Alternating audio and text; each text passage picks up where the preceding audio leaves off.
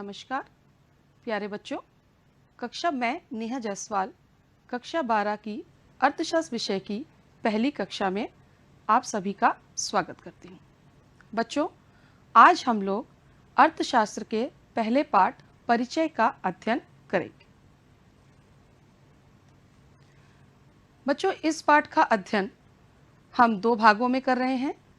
इस पहले भाग में हम जिन बिंदुओं का अध्ययन करेंगे वो हैं अर्थव्यवस्था का अर्थ, अर्थव्यवस्था के प्रकार, अर्थव्यवस्था की केंद्रीय समस्याएं और उत्पादन संभावना वक्र। तो इसे समझने से पहले हम सबसे पहले जान लेते हैं अर्थव्यवस्था क्या है। बच्चों देखिए, ये अर्थव्यवस्था आपने अपनी पिछली कक्षाओं में भी पढ़ा होगा, लेकिन इसलिए आज हम इसे बहुत शॉर्ट में समझते हुए चलते हैं। देखिए, अर्थव्यवस्था एक ऐसी आर्थिक प्रणाली या संगठन है जिसमें एवं जिसके द्वारा जनसाधारण को अपनी आजीविका के साधन उपलब्ध होते हैं, जिससे वह अपनी आवश्यकताओं की पूर्ति कर सकता है। कहने का मतलब कि अर्थव्यवस्था का आशय उस क्षेत्र से है जिसमें उत्पादन की वो सभी इकाइयां सम्मिलित होती हैं जिससे एक व्यक्ति अपनी रोजी रोटी कमाता है। जैसे कुछ लोग खेतों में काम करते हैं, कोई उद्योग में काम करता है, एक शिक्षक, डॉक्टर, वकील, ये सभी लोग भिन्न भिन्न क्षेत्रों में अपनी आजीविका अर्जित करते हैं। इसके बाद आता है अर्थव्यवस्था की मुख्य प्रक्रियाएं। देखिए, किसी भी अर्थव्यवस्था की तीन मुख्य प्रक्रियाएं हैं: उत्पादन, उपभोग और निवेश। वैसे तो बहुत सारी प्रक्रियाएं अर्थव्यवस्था में हैं, लेकिन मुख्यतः ये तीन आपकी प्रक्रियाएं हैं जो मुख्य रूप से किसी अर्थव्यवस्था में संचालित होती। उत्पादन में क्या होता है? उत्पादन में वस्तुओं एवं सेवाओं में उपयोगिता का सृजन किया जाता है, यानी किसी भी वस्तु या सेवा को हम उपयोगी बनाते हैं, उसमें तुष्टि गुण का सृजन करते हैं। इससे हमें आय भी प्राप्त होती है। जबकि उपभोग क्या है? उपभोग में हम वस्तु एवं सेवाओं का प्रयोग अपनी आवश्यकता को संतुष्ट करने के लिए करते हैं। उत्पादन से जो भी आय हमको प्राप्त होती है उसे हम उपभोग पर व्यय करते हैं। कुछ हिस्सा हम उपभोग पर व्यय करते हैं और बाकी जो हिस्सा बचता है उसे हम कहते हैं बचत, और उस बचत को हम निवेश करते हैं। ये निवेश क्या है? निवेश देखिए बचत का ही एक रूप है जो कि भविष्य में वस्तुओं एवं सेवाओं के उत्पादन के लिए प्रयोग किया जाता है। यानी कि उत्पादन से जो भी आय एक व्यक्ति को प्राप्त होती है वह उसे उपभोग और निवेश पर प्रयोग करता है। मुख्य रूप से हम देखते हैं कि उत्पादन, निवेश, उत्पादन, उपभोग और निवेश, ये तीन चीजें हैं जो किसी भी अर्थव्यवस्था में मुख्य प्रक्रिया पाई जाती है। यानी कि अर्थव्यवस्था का कार्य उत्पादन, उपभोग, विनिमय, वितरण, इन विभिन्न आर्थिक क्रियाओं को इस ढंग से संगठित करना होता है जिसके फलस्वरूप समाज की विभिन्न इकाइयों को अपनी आजीविका उपलब्ध हो सके। ठीक है? अब बच्चों हम देखेंगे कि अर्थव्यवस्था कितने प्रकार की होती है। तो अर्थव्यवस्था मुख्य रूप से तीन प्रकार की होती है: केंद्रीकृत अर्थव्यवस्था, बाजार अर्थव्यवस्था और मिश्रित अर्थव्यवस्था।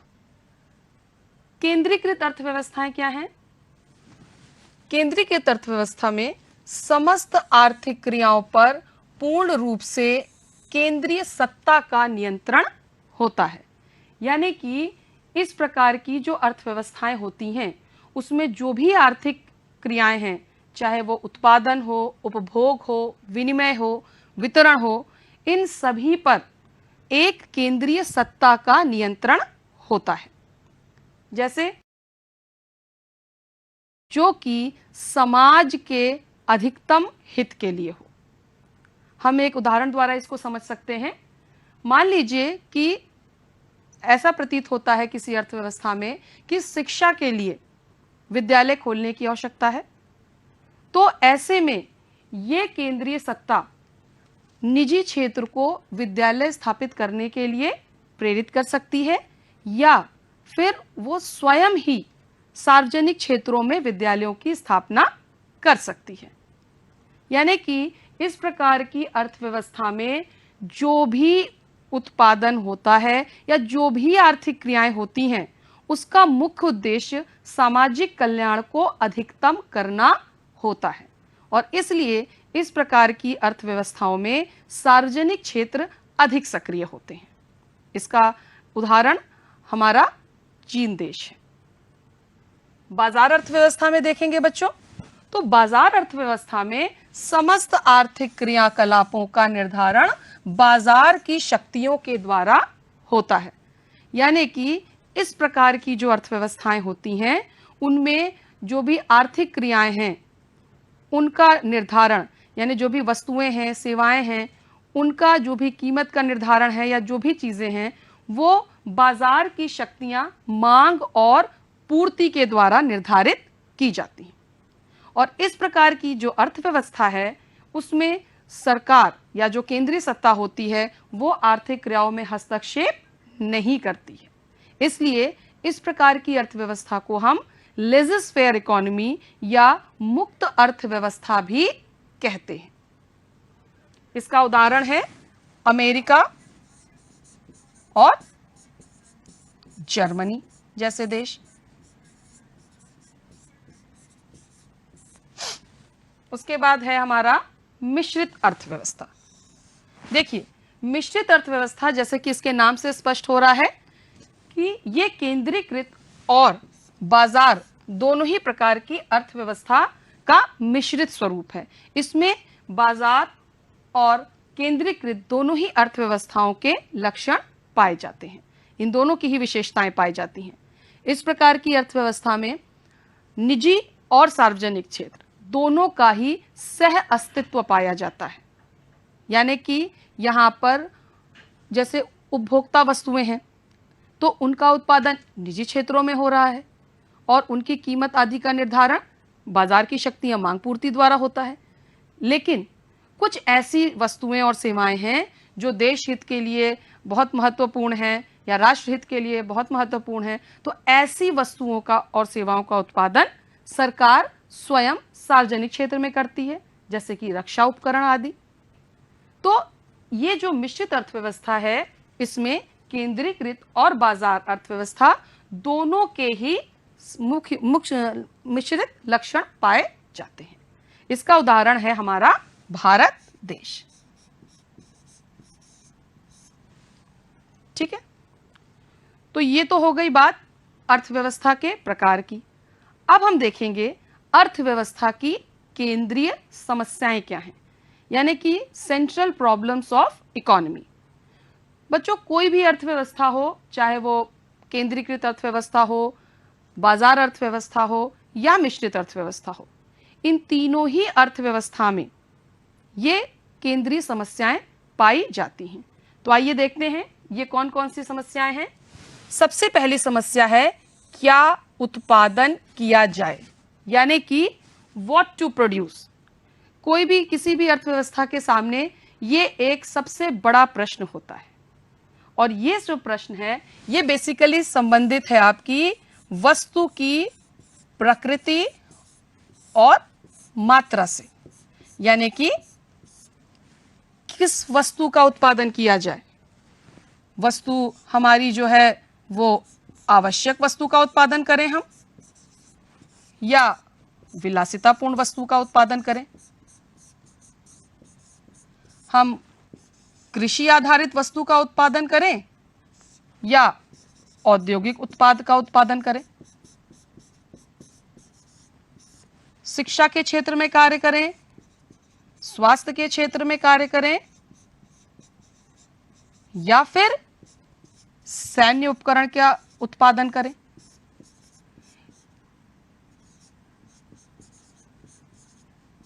यानी कि अर्थव्यवस्था को ये डिसाइड करना पड़ता है, ये निर्णय लेना पड़ता है कि वो किस वस्तु का उत्पादन करे, आवश्यक वस्तु का उत्पादन करे, विलासिता का करे, कृषि वस्तु का उत्पादन करे कि औद्योगिक उत्पाद का उत्पादन करे, शिक्षा और स्वास्थ्य पर व्यय करे या सैन्य वस्तुओं का उत्पादन करे।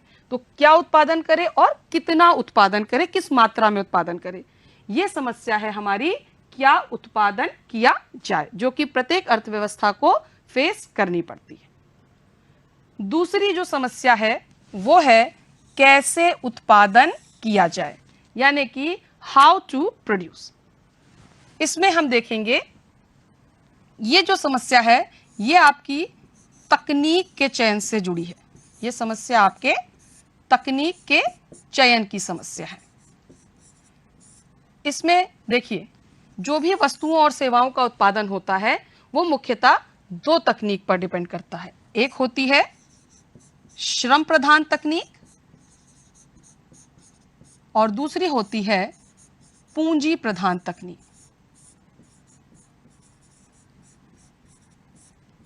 श्रम प्रधान तकनीक में मानव श्रम का प्रयोग अधिक किया जाता है, जबकि पूंजी प्रधान तकनीक में पूंजी यानी मशीनों आदि का प्रयोग अधिक किया जाता है। अब अर्थव्यवस्था को यह डिसाइड करना पड़ता है, यह निर्णय लेना पड़ता है कि वह श्रम प्रधान तकनीक का प्रयोग करे वस्तुओं और सेवाओं के उत्पादन में या पूंजी प्रधान तकनीक का प्रयोग करे।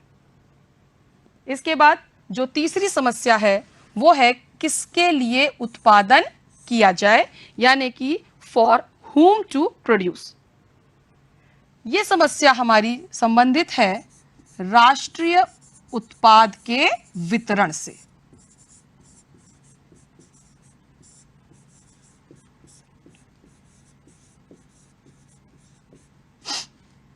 बच्चों जो भी वस्तु या सेवा का उत्पादन होता है वो उत्पादन के समस्त साधनों के संयुक्त प्रयास का परिणाम होता है। तो इन वस्तुओं और सेवाओं का वितरण यानी जो इससे मौद्रिक आय प्राप्त होती है, इसका वितरण उत्पादन के इन साधनों में, कौन कौन से साधन है उत्पादन के? भूमि, पूंजी, श्रम और साहस। तो अर्थव्यवस्था को यह डिसाइड करना पड़ता है, यह निर्णय लेना पड़ता है कि उत्पादन के इन साधनों में भूमि, पूंजी, श्रम, साहस को किस प्रकार से राष्ट्रीय उत्पाद का वितरण किया जाए, यानी कि भूमि को कितना लगान प्राप्त हो,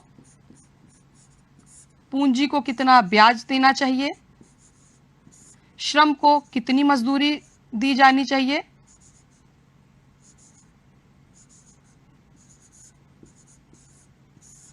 और साहस को कितना लाभ मिलना चाहिए। यानी कि अर्थव्यवस्था के सामने ये समस्या होती है कि वो उत्पादन के इन भिन्न साधनों को उत्पादन में से उनके उत्पादन का कितना पारिश्रमिक, पारितोषिक या उनके प्रतिफल प्रदान करे। इसे हम कार्यात्मक वितरण की समस्या भी कहते हैं। बच्चों अभी हमने देखा कि अर्थव्यवस्था की केंद्रीय समस्याएं क्या हैं। अब इन समस्याओं को और बेहतर ढंग से समझने के लिए हम उत्पादन संभावना वक्र का अध्ययन करेंगे। लेकिन उत्पादन संभावना वक्र को समझने से पहले हमें यह जान लेना जरूरी है कि उत्पादन संभावना वक्र इस विश्लेषण पर आधारित है कि अर्थव्यवस्था में उत्पादन के साधन सीमित हैं और उत्पादित होने वाली वस्तुएं व सेवाएं असीमित हैं। इसलिए इन उत्पादन के साधनों के वैकल्पिक प्रयोगों के बीच में अर्थव्यवस्था को चयन करना पड़ता है। इसी प्रकार वस्तुओं और सेवाओं के भी विभिन्न संयोग भी हमें मिलते हैं, यानी कि जो वस्तुओं और सेवाओं का उत्पादन हमें करना उनकी बहुत सारी संभावनाएं हैं।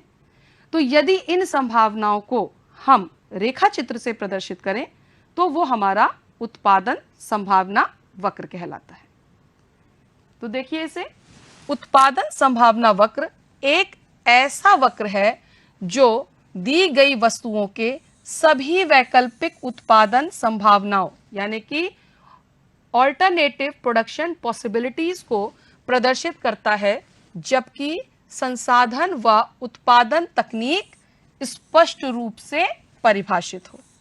कहने का मतलब कि जो हमारा उत्पादन संभावना वक्र है, दो वस्तुओं का यदि उत्पादन एक अर्थव्यवस्था में हो रहा है, तो जो भी हमारी टेक्निक, अगर जिस प्रकार के संसाधनों का हम प्रयोग कर रहे हैं, उनसे सरकार को या एक अर्थव्यवस्था को ये निर्णय लेना पड़ता है कि दो वस्तुओं का वो उत्पादन कर रहा है तो उसके किस संयोग का उत्पादन वो करे। तो इस ये उत्पादन संभावना वक्र, पहले हम इसकी मान्यताओं को समझ लेते हैं, फिर इसको हम तालिका और चित्र के माध्यम से और अच्छी तरीके से समझेंगे। कि पहली चीज है कि उत्पादन संसाधनों की मात्रा स्थिर है। दूसरी मान्यता कि उत्पादन की तकनीक स्थिर है। और तीसरा है संसाधनों को पूर्णतः उपयोग में लिया जा रहा है। यानी जो हमारा उत्पादन संभावना वक्र है, जिसे हम प्रोडक्शन पॉसिबिलिटी कर्व भी कहते हैं, ये इन मुख्य तीन मान्यताओं पर आधारित है। आइए अब हम इसको तालिका के माध्यम से समझते हैं। हम मानते हैं कि अर्थव्यवस्था में दो वस्तुओं का उत्पादन हो रहा है, गेहूं और मशीन। तो जो भी उपलब्ध संसाधन हैं, उनका पूर्णतः प्रयोग करके जो संभावनाएं हैं उत्पादन की, वो हैं पहले संभावना ए कि हम उन साधनों से 15,000 मशीनों का उत्पादन करें केवल, और गेहूं का उत्पादन ना करें। दूसरी जो पॉसिबिलिटी है, जो दूसरी उत्पादन संभावना है, वो ये है कि हम 14 यूनिट मशीन की उत्पादित करें, यानी कि 14,000 मशीनों का उत्पादन करें और 1 लाख क्विंटल गेहूं का उत्पादन करें। तीसरी संभावना है कि हम 12,000 मशीनों का उत्पादन करें और 2 लाख क्विंटल गेहूं का उत्पादन करें। इसी प्रकार से चौथी संभावना है कि हम 9,000 मशीन का उत्पादन करें और 3 लाख क्विंटल गेहूं का उत्पादन करें। इसी तरीके से पांचवा जो हमारा उत्पादन संभावना है कि हम 5,000 मशीनों का उत्पादन करें और 4 लाख क्विंटल गेहूं का उत्पादन करें। और छठी संभावना जो है उत्पादन की, वो है कि हम 5 लाख क्विंटल गेहूं का उत्पादन करें। तो किसी भी अर्थव्यवस्था को इन उत्पादन संभावनाओं में से जो उसके लिए सर्वोत्तम हो, उसका चयन करना पड़ता है। तो इसे हम वक्र के रूप में अगर देखें,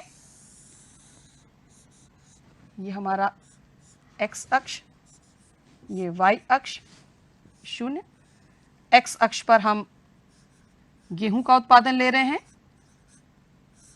एवं y अक्ष पर हम मशीन का उत्पादन ले रहे हैं। मशीन की संख्या 1000 में है और गेहूं की संख्या लाख क्विंटल में। अब देखिए, जो हमने इस तालिका में देखी कि ये A, B, C, D, E और F, ये विभिन्न उत्पादन संभावनाएं हमारे सामने हैं, जो कि उत्पादन संभावना वक्र में हमको क्लियरली दिखाई पड़ती है। A,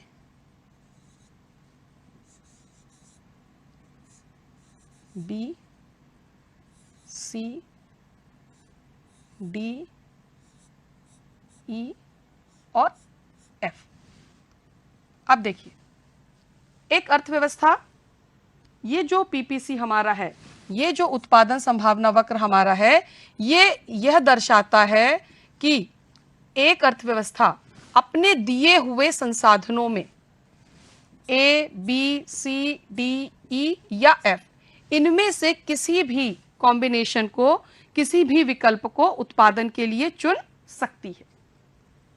और इनमें से यहाँ पर जो भी हमारे रिसोर्सेज हैं, वो पूर्णतः उपयोग में लाए जा रहे हैं और इस पर एक अर्थव्यवस्था, चाहे वो केंद्रीकृत अर्थव्यवस्था हो, बाजार अर्थव्यवस्था हो या फिर मिश्रित अर्थव्यवस्था हो, इनमें से वो किसी भी विकल्प का चयन कर सकती है। इस पीपीसी में हम दो बिंदु और देखते हैं, एक ये हमारा हो गया जी बिंदु और एक ये हो गया हमारा एच बिंदु। अब अगर इस बिंदु को हम देखें तो क्या यहां पर उत्पादन की स्थिति कैसी है? देखिए, ये जो जी बिंदु है ये यह प्रदर्शित करता है कि जो उत्पादन के लिए हमने रिसोर्सेज एलोकेट किए हैं अर्थव्यवस्था में, उनका पूर्ण उपयोग नहीं हो रहा है, यानी कि उनका न्यून उपयोग हो रहा है या अल्प उपयोग हो रहा है। जबकि ये एच बिंदु ये दर्शाता है कि ये क्या है, ये एक अप्राप्य संयोग है। क्यों? क्योंकि हमारे पास इतने संसाधन नहीं हैं कि हम इस बिंदु को अचीव कर सकें। इस एच बिंदु को हम अचीव नहीं कर सकते क्योंकि हमारे पास रिसोर्सेस की कमी है। अब हम उत्पादन संभावना वक्र यानी कि पीपीसी और केंद्रीय समस्याओं को साथ में देखते हैं कि किस प्रकार पीपीसी इन केंद्रीय समस्याओं को हल करने में हमारी मदद कर सकता है। देखिए, पहली समस्या जैसे हमारी थी कि क्या उत्पादन करें, तो इसमें पीपीसी के माध्यम से हमको ये पता चलता है कि यदि सरकार ये डिसाइड नहीं कर पा रही है कि क्या उत्पादन करें, तो अगर वो आवश्यक वस्तु का उत्पादन कर रही है तो उसको ये पता चलेगा कि आवश्यक वस्तु का उत्पादन करने में उसे जो सैन्य वस्तु हैं उनमें कितनी कमी करनी पड़ेगी। इन प्रोडक्शन पॉसिबिलिटीज जो हमने अभी तालिका के माध्यम से देखा, तो उसको ये पता चल जाएगा कि एक वस्तु का उत्पादन बढ़ाने के लिए दूसरी वस्तु की मात्रा में उन्हें कितनी कमी करनी पड़ेगी। दूसरा, पीपीसी तथा कैसे उत्पादन करें, जो कि हमारी तकनीक के चयन की समस्या थी। इसमें पीपीसी की मदद से हमें यह पता चलता है कि यदि हम पूंजी प्रधान तकनीक को बढ़ाना चाह रहे हैं, तो पूंजी प्रधान तकनीक को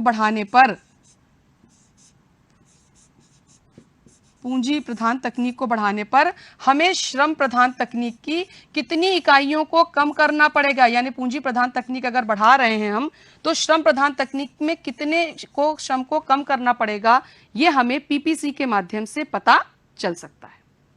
इसके बाद पीपीसी तथा किसके लिए उत्पादन करें में, पीपीसी के माध्यम से यहाँ अर्थव्यवस्था में यह समझ में आ सकता है कि जो वस्तुओं और सेवाओं का वितरण हो रहा है वो किस प्रकार किया जाए जिससे कि किसी एक को बदतर किए बगैर हम किसी अन्य व्यक्ति को हम बेहतर बना सकते हैं। यानी कि जो राष्ट्रीय उत्पाद का वितरण है वो किस प्रकार से किया जाए कि समान रूप से, समान तरीके से लोगों को इसका फायदा मिल सके। तो बच्चों, आज हमने पाठ परिचय के इस अध्याय के भाग 1 में पढ़ा कि अर्थव्यवस्था क्या होती है, अर्थव्यवस्था के मुख्य कितने प्रकार हैं, इनकी केंद्रीय समस्याएं क्या हैं और उत्पादन संभावना वक्र क्या होता है। तो इसके बाद बच्चों आप अपनी नोटबुक में इन प्रश्नों का अभ्यास करेंगे। अर्थव्यवस्था से आप क्या समझते हैं, केंद्रीकृत तथा बाजार अर्थव्यवस्था में मुख्य अंतर स्पष्ट कीजिए, अर्थव्यवस्था की केंद्रीय समस्याएं कौन कौन सी हैं तथा उत्पादन संभावना वक्र क्या है। बच्चों,